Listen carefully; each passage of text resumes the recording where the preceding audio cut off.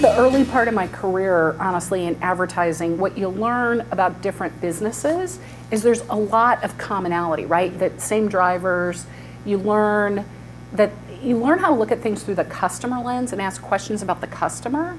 And I find coming to Redbox is super interesting, right? That they've delivered on this really easy, clear customer premise, but it's so interesting. They're highly analytical and data driven because it's the entire thing is actually really a logistics business, right? It's you got 600 discs in the box.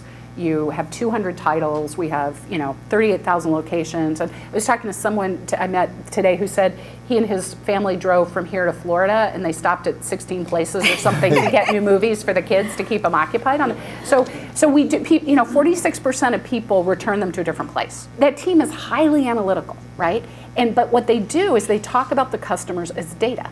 Right? It's how many rents did we get per kiosk, not how much does the average customer spend with us. Or we know the customer by the credit card, we actually don't have a master ID and customer info, right? So enormous opportunities if you shift your view and say, well, wait a second, let's not think of it as a rent, let's think of it as a customer and what might the customer want, right? So it's that thread, I think, that really I learned early in my career that you can carry through to ask the questions that way. Just be a customer, and how would you want to look at, what else would you want? What's the value you're providing, and how could you provide more to a customer?